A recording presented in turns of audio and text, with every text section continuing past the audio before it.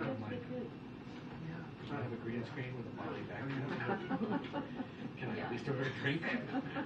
Pretend I was there? Yeah. Is that fair? It's just not fair. I had a feeling it was going to be. Look human. Yeah.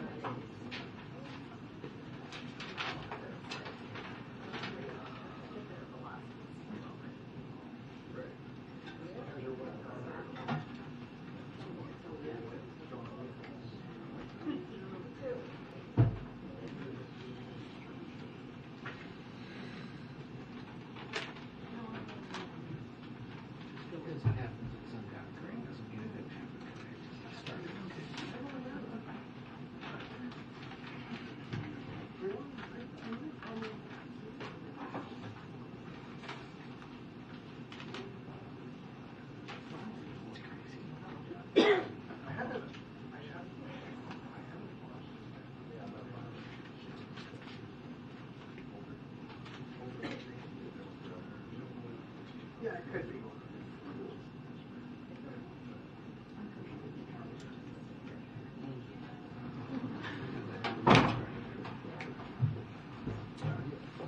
Good afternoon, everybody. Good afternoon. And welcome back to those who traveled abroad with us. Good to see everyone. Okay, I just have a few things at the top before we get started. I know you all saw President Biden's meeting with business and labor leaders this afternoon, where they discussed the progress we have made building on an economy from the bottom up and the middle out, and giving Americans across the country more breathing room.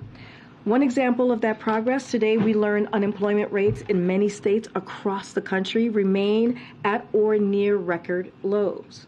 People across the country are going to work, getting paychecks, and benefiting from one of the strongest jobs recovery in history.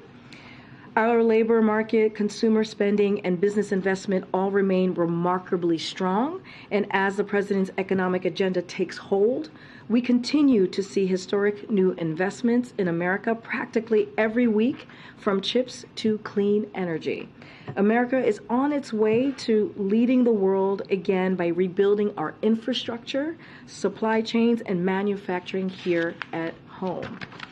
On another topic, the president, as you know, has taken great pride in making sure that his administration looks like America. And now that we have a little clearer picture of last week's election results, we wanted to highlight how Americans turned out to elect a few diverse and historic public servants to represent them at every level of government. Here are just a few. If you just hold on here, I'll go through them. First, a record number of female governors were elected in this year's midterms. Maura Healey from Massachusetts and Tina Kotex of Oregon were elected the nation's first openly lesbian governors. Wes Moore will be the first black governor of Maryland. We have the first Gen Z member of Congress, Maxwell Frost of Florida, who is also Afro-Cuban. And in New Hampshire, James Rosenier is the first trans man elected to a state legislature. Delia Ramirez will become the first Latina to represent the Midwest, and Alex Padilla is the first Latino to be elected as a U.S. Senator from California. And lastly, the four largest cities in America, New York City, Los Angeles, Chicago, and Houston, are each going to be led by an African-American mayor. There's more progress to be made, but we're encouraged by these strides at all levels of government toward leadership that looks like the country. Now, as you know, President Biden doesn't back away from a fight. You've heard him say that himself, especially a fight for the middle-class American families. Today, we took that fight to the Supreme Court. We're asking the nation's highest court of the land to allow us to deliver student debt relief to millions of middle-class Americans. Under our plan, nearly 90% of the benefits will flow to Americans making less than $75,000 a year. Many will be saved from delinquency or default. Others will be able to buy a home, a car, or just start a family.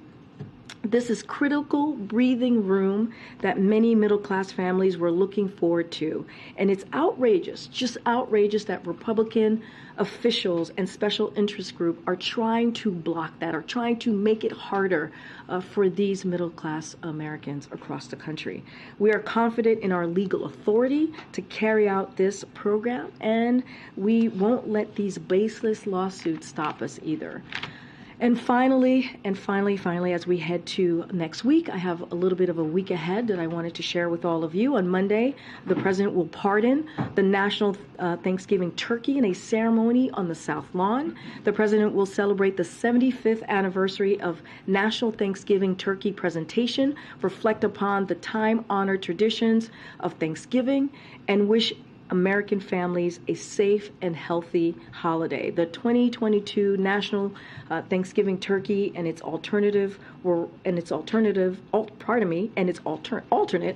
raised near Monroe, North Carolina. In the afternoon, the President and the First Lady will travel to Marine Corps Station Cherry Point, North Carolina. There, they will participate in a Friendsgiving dinner with service members and military families as part of the White House Joining Forces Initiative. On Tuesday, the President and the First Lady will travel to Nantucket, Massachusetts, where they will celebrate Thanksgiving with their family. On Thanksgiving Day, the President and the First Lady will call members of the military to thank them for their service. On Sunday, the President and the First Lady will return to Washington, D.C. And with that, and welcome back. I haven't seen you in a while. I haven't seen you in a while either. All right. Glad to hear your voice is a little better. A little better. We're getting there. We're getting there. Housekeeping question. Absolutely. Can you help us understand why the briefing was delayed?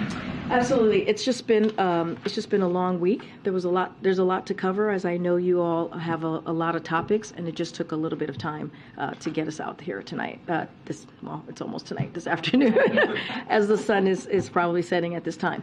But no big reason. There's just a lot going on today. Okay. Was the president aware of the Attorney General's decision to name a special counsel to oversee the investigations into former President Trump, and is there any reaction from him to that decision? So just first, I can just tell you, no, he was not aware. We were not aware. As you know, the Department of Justice makes decisions about its criminal investigation independently.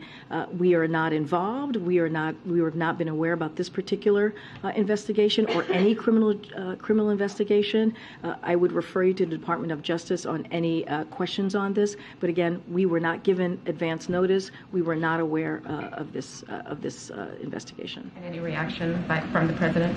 No reaction. Again, this is going to be up to the Attorney General, up to the Department of Justice as it relates to a criminal investigation.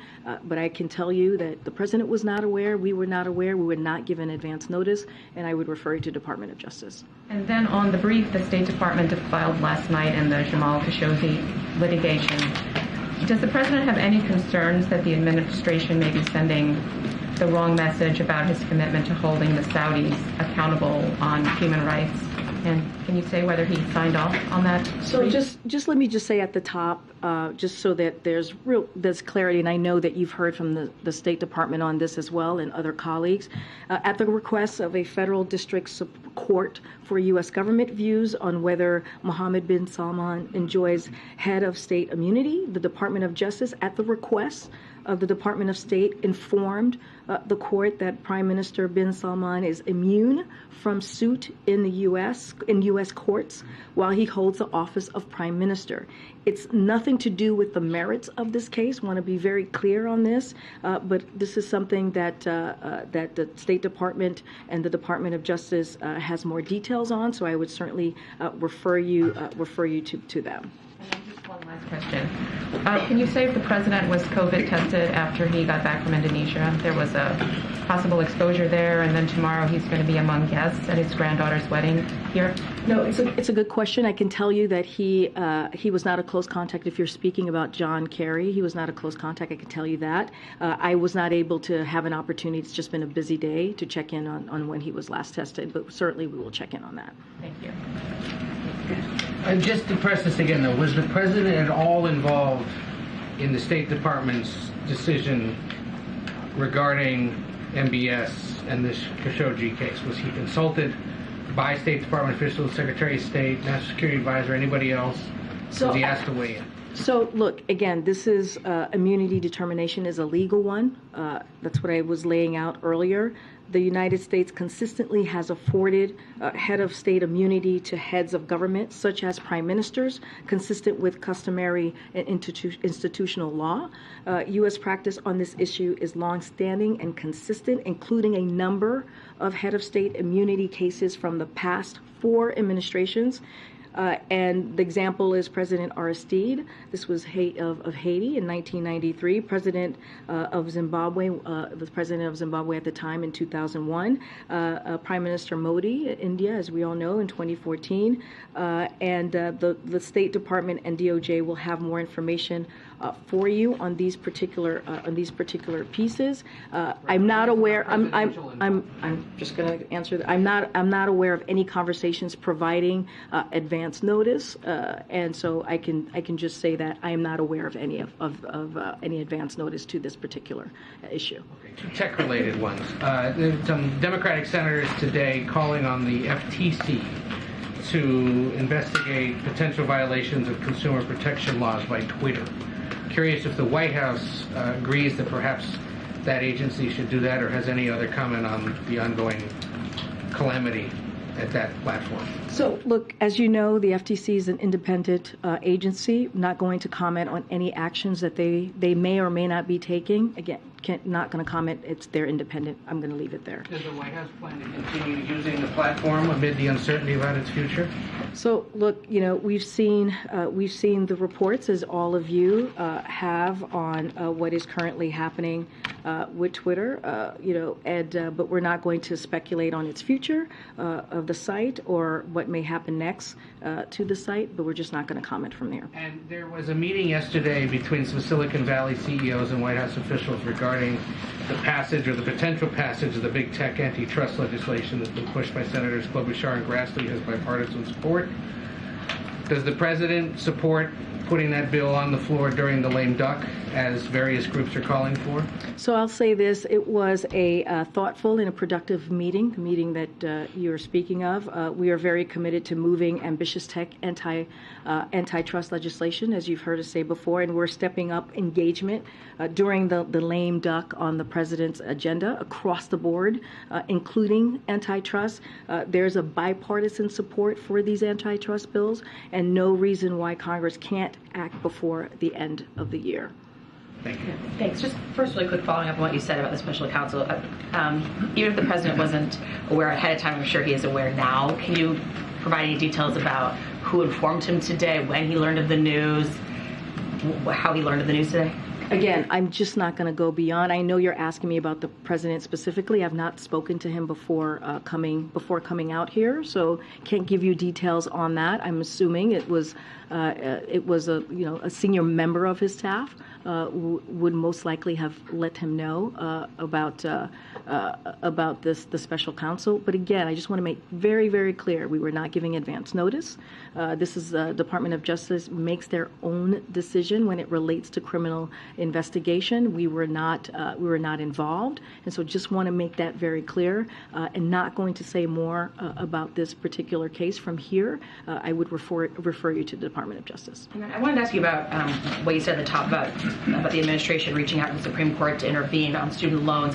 Should Americans at this point be prepared for the reality that the student loan forgiveness might be entirely blocked, or should, at the very least, should they prepare for the reality that it's not likely they're going to get relief by January 1st? So look, we are confident in our legal authority to carry out this program. We're taking this fight to the Supreme Court so that borrowers can quickly, we believe, by doing this, by taking it to the largest court of the land, that it helps us get clarity in a quicker way and relief to those who truly deserve it, who really need a little bit of breathing room. So no matter how hard, again, this is what we're seeing here is what Republican officials are trying to do. They're trying to block unlock a plan that's going to give relief to middle-class Americans across the country. We're going to continue to fight, as I just said at the top. The president is never afraid to get into a fight, especially when it comes to the American people. We are taking this step because we want to get to a quicker clarity on this, and we're going to continue to fight. It's the holidays. I mean, millions of people are trying to figure out their budgeting right now. Should there be an extension of the moratorium? Has there been a decision on that? Or what would your advice be to a borrower that's not sure what's going to happen? And that's why we're calling out Republican officials. You're exactly right. Millions of Americans are trying to figure out their budget. Millions of Americans are sitting around the kitchen table trying to figure out how are they going to pay for critical items that matter to their family. This is why the president actually took the step to give relief to the American people. Look, we're examining, to your question about the potential pause, we're examining all options to provide middle-class families a little extra breathing room, as you hear the president say, as they continue to recover from the pandemic. But it's clear, we are confident in our legal authority to provide relief to student borrowers, and the president won't stop fighting for them. Again, we are just not going to walk away from it. This is why we're taking this to the Supreme Court. I can just ask one more about this weekend. Why is the White House going against precedent and not letting any journalists in to cover a bit of this wedding that is taking place here at the People's House? So let me just give you a little bit of a wedding TikTok, because I know many of you had some questions. So 11 a.m., the ceremony on the South Lawn will begin. Family wedding party luncheon immediately after, and then there will be an evening reception on this very joyous occasion. These are two young people who have decided that they want to spend the rest of their life together, and the president and the first lady are going to be able to participate in their first grandchild's wedding. But here's the thing, and here's the reality: the wedding of Naomi Biden and Peter is a private one. It's a family event, and Naomi Peter have asked that their wedding be closed to the media, and we are respecting their wishes. This is something that the couple has decided. So, but understanding you all have interest, understanding that the media has interest in this, which I can understand. It is a joyous occasion. We all want to celebrate them. We will be releasing pictures, photos, and a statement from the president and the first lady following the ceremony. Again, this is their wish, and we should be thrilled and happy for them in making this really important step in their lives. I wanted to close the loop on some Ukraine-related matters and then a domestic issue as well. Just first on Ukraine, it doesn't appear that there was any conversation at all between the United States government and Russia while we were in the midst of that crisis where Russia was being blamed for the incident in Poland. Milley came out and said that he wasn't even able to reach the Russians on the phone.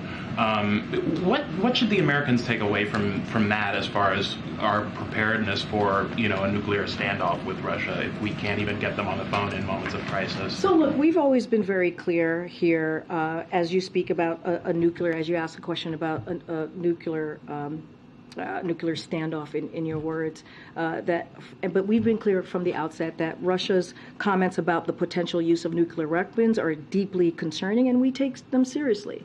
And we continue to monitor this as best as we can, and we see no indications that Russia is making preparations for such use. So that is also important, that we do not actually see that those types of preparations or indications, I should say, for Russia making preparations. So as we have said, you can't get them on the phone. well, look, I mean, what I'm saying is that we've been very clear. We've been very clear in public. We've been clear in other conversations. You've heard Jake Sullivan said that he's been in touch in the past with his counterpart about this particular issue. We've been very clear. We're not going to lay out in public what those conversations were, but we've been very clear that this would be catastrophic, and there would be consequences. The president has made clear over and over again on this particular issue. But I think what you should take honestly, from what you saw that morning, overnight, as you all know, there was an explosion in Poland. What you saw this president do is bring leaders from 11 countries to hold a meeting. He did that in about 55 minutes. He brought leaders. Some of your colleagues were in the room, were able to be there for a pool spray and capture that moment. And this is what this president was able to do. This is because of his leadership globally. And you saw him do that at G20. You saw his leadership there. They were and those leaders were very, very clear about where they were on what was occurring with Russia and Ukraine, and calling that out, and saying that what Russia was doing was inappropriate. What Russia was doing was brutal. What Russia was doing was attacking the sovereignty of another nation. And so we have seen this leadership of this president, and I think him saying this publicly, very loudly, about what would happen if nuclear weapons were used to Russia, I think is a loud statement within itself. Okay, one more on Ukraine. President Zelensky said that Russia's proposed a short truce. Is that something that the White House has an opinion on? And also, has President Biden talked to President Zelensky about his assertions that it wasn't a Ukrainian missile involved? So let me first say this about your last question. Let me answer that first. So U.S. and Polish officials have been in touch with Ukraine to clarify the facts. Chair of Ukraine's National Security and Defense Council has said that Ukraine remains fully open to a comprehensive analysis of the situation. The party ultimately responsible for this tragic incident is Russia, which launched a barrage of missiles on Ukraine specifically intended to target civilian infrastructure. So we have been public about the fact that our information supports President Duda's preliminary assessment that this was most likely the result of a Ukrainian air defense missile that unfortunately landed in Poland. But the bottom line is Ukraine has a right to defend itself, as we have said many times, and Russia should end this war. This is something that they can do today. And just on the short truce. I'm sorry. Can you say your question again? Zelensky was saying that there was a short truce that was proposed by Russia that he doesn't support. I would refer you to the government of Ukraine. I have not heard those reports.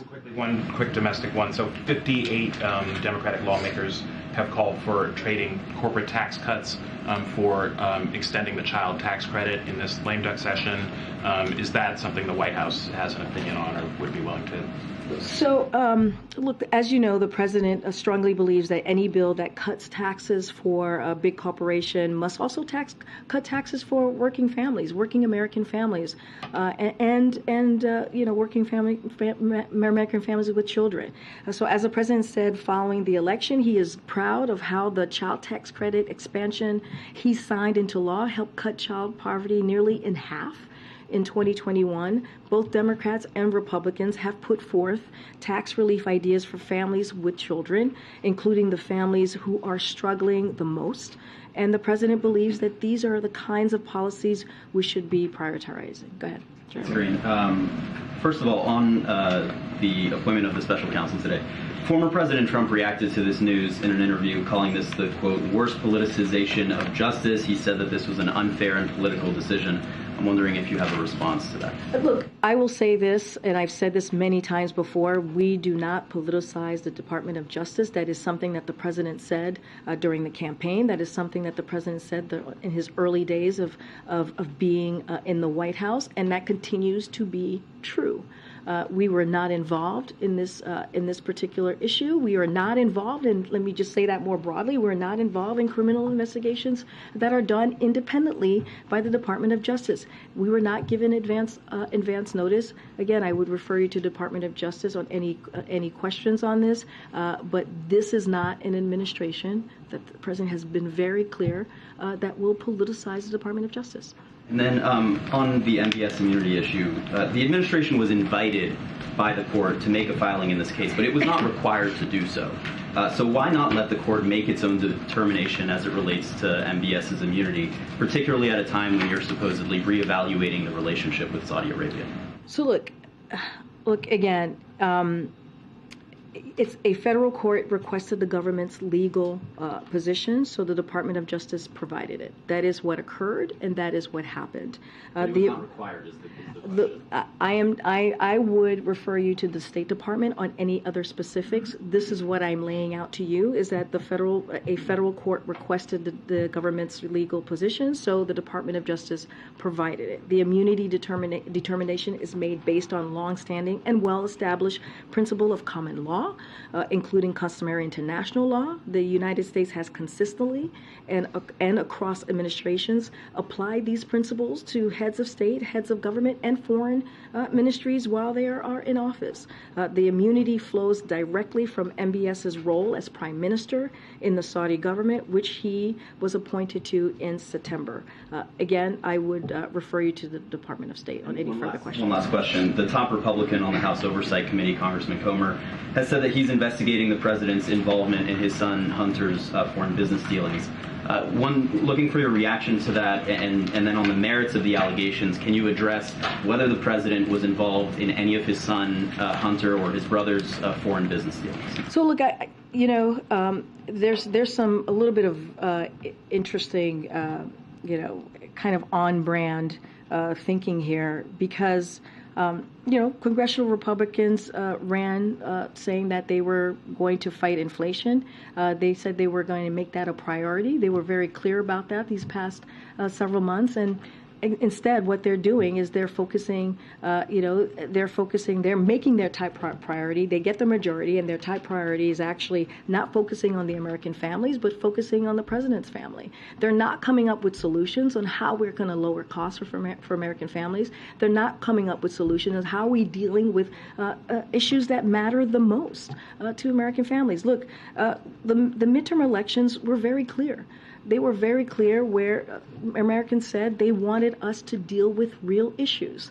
They wanted us to deal with what we were seeing with democracy. They wanted us to deal with how we're going to fight for freedoms and for rights of the American people.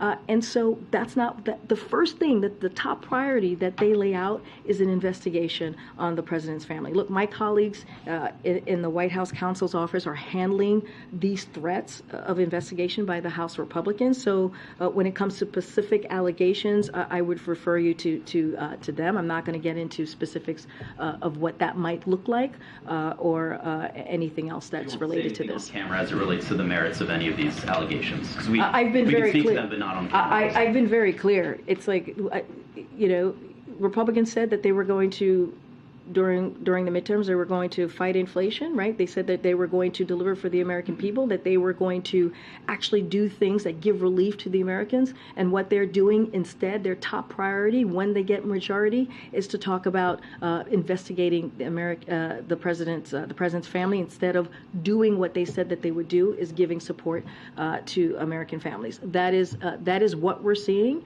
But again, it's pretty much on brand. Go ahead. Thank you. In light of the legal fight over the president's student loan debt forgiveness program, is the president considering extending the moratorium on repayments that is set to currently expire at the end of the year? The NAACP and other advocates are pushing for that extension. I sort of just answered that question, and I said all options are on the table. So that's under consideration. I'm just saying all options are on the table, but what I really want to be clear here is the reason why we took it to the Supreme Court is because we want to come to resolve on this very quickly, because we understand what American families are dealing with at this time. And so, look, and we're going to continue to call out Republican officials and special interest groups who are instead of giving relief to American families on a plan that will help 90% of the borrowers will be making less than $75,000. That matters. And so, again, all options are on the table. I don't have anything more to say, but again, we're going to continue to fight. I know you said the White House is confident that the president has this legal authority, but how confident is the White House that a Supreme Court with a 6-3 conservative majority is going to intervene on this matter? Look, what we're saying to you is we are not going to walk away from this fight. The president is not going to walk away from this fight. We feel pretty confident in our legal authority to provide relief to these student borrowers, and so that is what you're seeing from us. You're seeing a fight from this administration to for a plan that's going to help tens of millions of people. As you know, 26 million people, borrowers already went to the website and filled out those applications. And so that tells you that this is a popular plan that matters to American people across the country. And lastly, on a lighter note, the president turns 80 years old on Sunday. How will he be celebrating that moment? So the First Lady is going to be having a brunch on Sunday for the president and to celebrate the president's family. The president's birthday on Sunday with his family. Usually they celebrate it on the Wednesday before Thanksgiving, but because the family is going to be here this weekend, they'll have an opportunity to celebrate his birthday on his actual day. Thanks. The American Academy of Pediatrics is calling for the President and HHS to declare a public health emergency in response to the surge in cases of pediatric respiratory illnesses. They're saying that this is going to free up, or could free up, funding and make a national coordinated effort on this issue. Is this something the administration is considering? So when it comes to public health emergencies, as you know, we've mentioned this before on different occasions for different issues. That declaration that comes from HHS. So the HHS secretary would determine the public health emergency. That is the case still here with the issues that you just laid out. But I do want to take a step back and talk about some of the sicknesses we're seeing right now. I'd like to make a few points because I think it's important. First, on COVID vaccinations, we're seeing some encouraging numbers on vaccinations. Last week, we saw the most vaccinations in a week since January 2022. And this week, we saw another high number of vaccinations. At the same time, we need to continue to drive urgency around getting your updated COVID vaccine. It's our best protection for the winter. So for Americans who are watching right now, it is important. If you haven't yet, please do get your new vaccination, especially as you go into the Thanksgiving holidays and you're going to see your elderly grandparents. This is an important step to take to protect not just yourself, but them as well. Second, flu is also increasing right now. We have safe and effective flu shots, but not nearly enough Americans are stepping up to get their flu shots. On both flu and COVID, we are doing a lot of work to engage doctors and have an ad campaign in place. But this is another critical tool we must all encourage ahead of winter. Get your flu shots, folks, please. It's very important. Look, vaccines are our best tool for both of these issues when we're talking about the flu, when we're talking about COVID. And we'll all need to encourage folks to get the protection right now, today. It is important to do so. You can even get them together if you wish. You can get both shots in both arms. Go do it, please. And lastly, I want to note that HHS has been abundantly clear that it can provide resources to jurisdictions as requested. Already they are hosting town halls to hear about any needs, and CDC is doing extensive work with doctors just across the country. But again, folks need to make sure they get their vaccinations. Go ahead. Thank you so much. I want to try again on MBS and just ask you to respond to his fiance, who said of this decision to grant immunity to the Saudi Crown Prince, quote, Jamal died again today.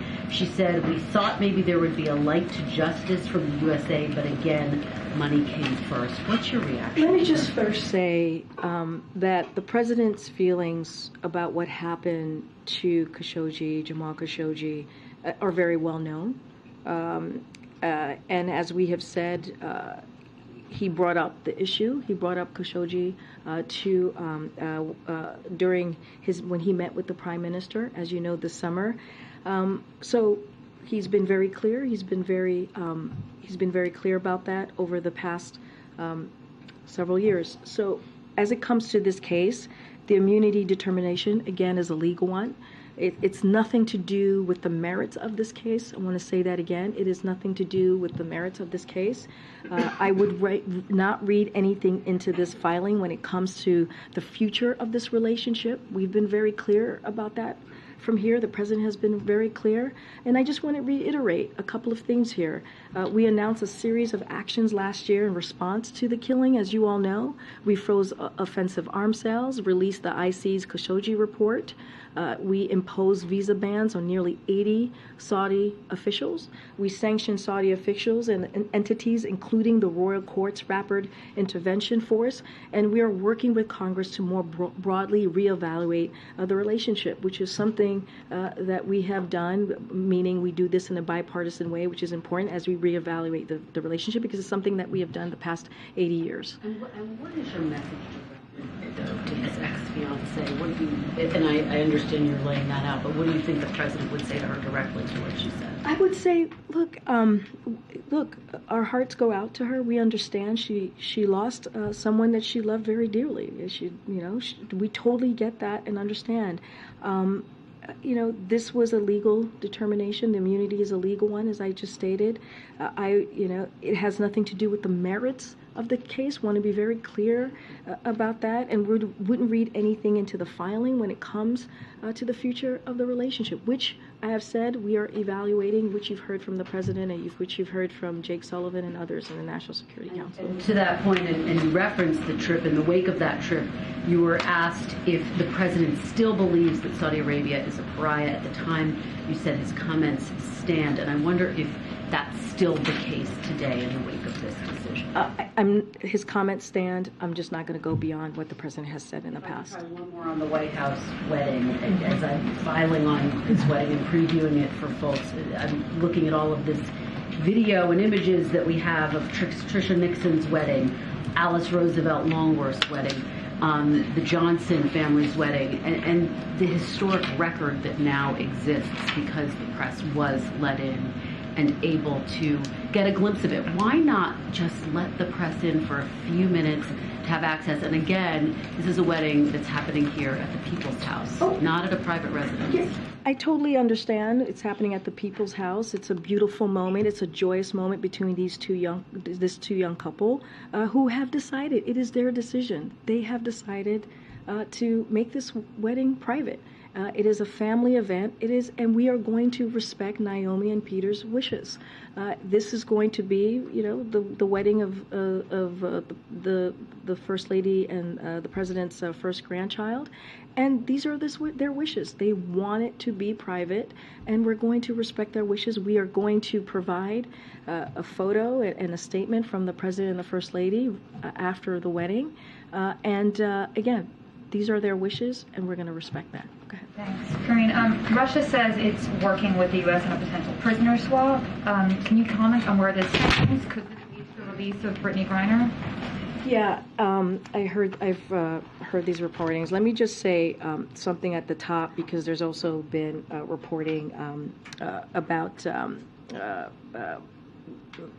the location of Brittany Griner, so I just want to get this on the record. So we're in frequent contact with Brittany Griner's team, and are aware that they were able to visit her earlier this week at IK2 in Mordovia. The administration continues to work tirelessly to secure her release. As I said, when we first learned she was moved, the president has directed the administration to prevail on her Russian captors to improve her treatment and the conditions she may be forced to endure. The U.S. government is ready to resolve the wrongful detentions of American citizens in Russia. We have made an offer, have continued to follow up on that offer, and propose alternative potential ways forward with Russians through all available channels. We hope Russia is ready to negotiate in good faith. And you've heard us say this before. The Russian government's actions have contradicted what they have said publicly.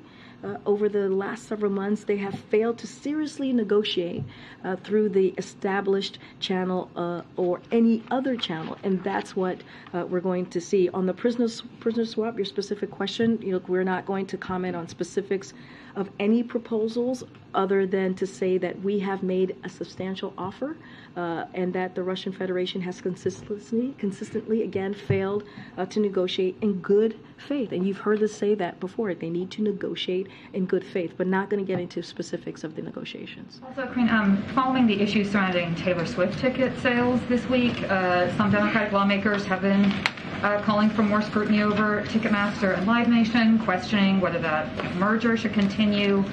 does the White House think that there needs to be more scrutiny over Ticketmaster? And there's some reports that DOJ is investigating Live Nation. Are you aware of this? So, I would refer you to the Department of Justice on any investigation. I'm just not going to comment on any potential investigation from here or an enforcement matter from here. We respect their independence, as we have said many times from here. As a matter of just economic policy across industries, the president has been very clear. He's been crystal clear on this, and I quote, "Capitalism without competition isn't capitalism, it's exploitation." Is there anything the White House is doing? He had talked about concerns about hidden fees recently. Is there anything that you're doing in this space? Yeah, he talked about that just a couple of weeks ago. Look, as you all know, the president is a strong proponent of increasing competition in our economy. You've heard him talk about this over the past several months. As he said last year when he signed the landmark executive order on competition. And so the president's executive order that he did very recently establishes a whole of government effort to promote competition in the American economy, because we know lack of competition leads to higher prices and worse service. So as you just mentioned, Lucy, he mentioned, Catherine, I should say, he mentioned, I'm like, Catherine, Lucy, two first names. Anyways, people call me Jean-Pierre, it's fine. He talked about excessive hidden junk fees. He recently called on all federal agencies to reduce or eliminate these fees, and the Federal Trade Commission has now started to work on a rule to crack down on unfair free practices across industries, which would encompass ticket processing fees as well, among those many junk fees. So again, this is something that the president takes very seriously, that he's taken action. He believes in competition, and he'll continue to do the work on that. If I could ask a broader question on Saudi Arabia. You had mentioned that the president is working with Congress to reevaluate the relationship. What is the time frame for that reevaluated relationship? And a quick follow-up there is also, on this most recent trip to the G20, did any members of the president's delegation meet with some of their Saudi counterparts, Saudi officials? Yeah, let me take your first question first. So following the OPEC Plus decision, as you said, the president directed his team to reevaluate the relationship with Saudi Arabia. That's what we're doing. And so in consultation with both parties in Congress, longstanding U.S. allies, partners in the region, and with the Saudis, there have already been consequences. I should say Congress has frozen all arms sales. So we have time to determine the broader way forward. And, we have already had preliminary conversations with the Hill. And now that members of Congress are back in Washington, D.C., because as you remember, the president was waiting for Congress to come back to have a more in-depth conversation after the midterms. We're going to start picking up those conversations. I don't have a timeline for you, but we want, as I said earlier, when you look at the relationship with Saudi Arabia, it's a relationship that has been for the last 80 years. And it's always been done when we think about that relationship in a bipartisan way, and that's what the president wants to do. Again, we've had initial conversation with Congress.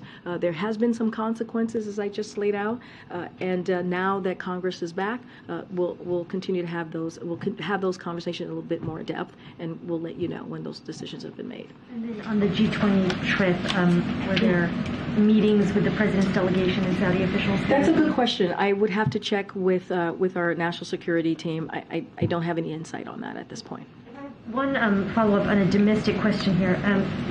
Is the president intending to travel to Georgia to campaign for Senator Warnock? Yeah. So I want to be careful because that runoff election is covered under the Hatch Act. So I want to be really careful on how I answer this. But what I can say to you, the president wants to be as helpful as he can to Senator Warnock, and I will leave it there. Don't have anything to announce as far as any trip or plans to travel to Georgia. But again, the president wants to be as helpful as he can be. The Supreme Court filing on student loans. This is the same week that Fed Governor Christopher Waller had said that pay increases across the economy should slow because there's too much money, essentially, in the economy. Are there concerns from the administration about the inflationary effects of student loan debt forgiveness?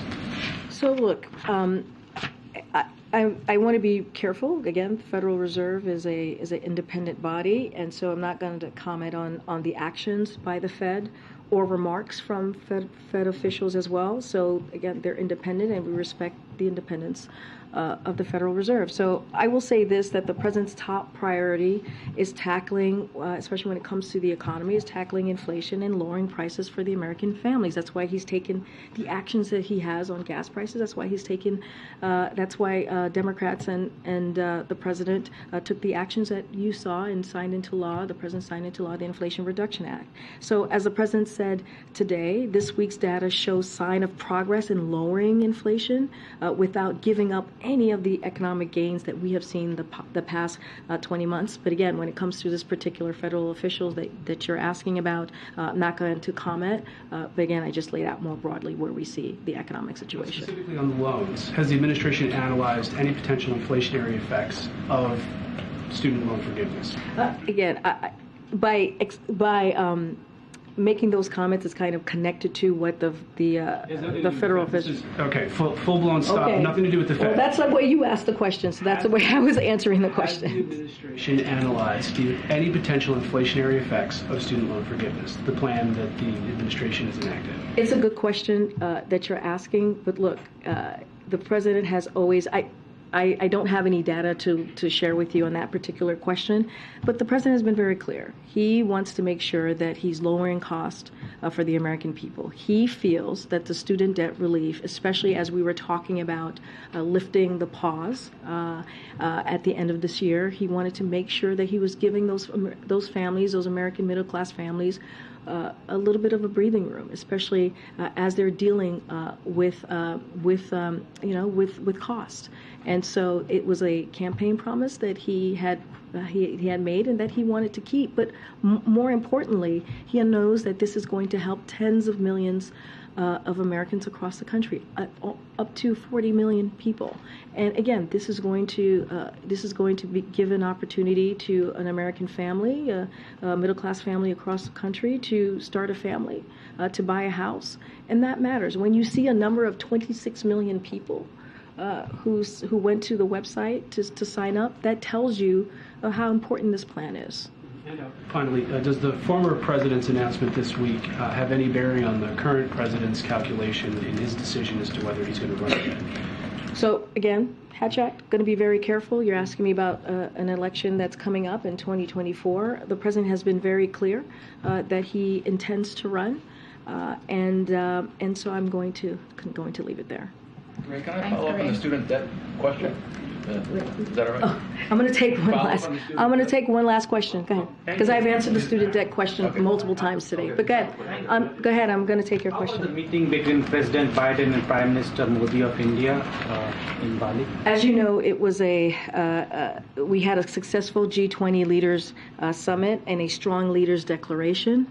As you know, I know you follow this very closely. President Biden spoke with the Prime Minister and Indonesian President on the margins of the summit, and we issued a readout of their trilateral meeting. India played an essential role in negotiating the summit's declaration.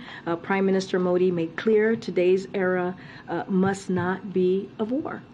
And that's a direct quote from the president. Among other priorities addressed, we have a path forward to addressing current food and energy security challenges while continuing our efforts to build a resilient global economy. Prime Minister Modi's relationship was critical to this outcome, and we look forward to supporting India's G20 presidency next year. We look forward to that next meeting. But we're going to get going. Thanks, everybody. Have a great weekend. Did the president speak about COVID-19 with President Xi?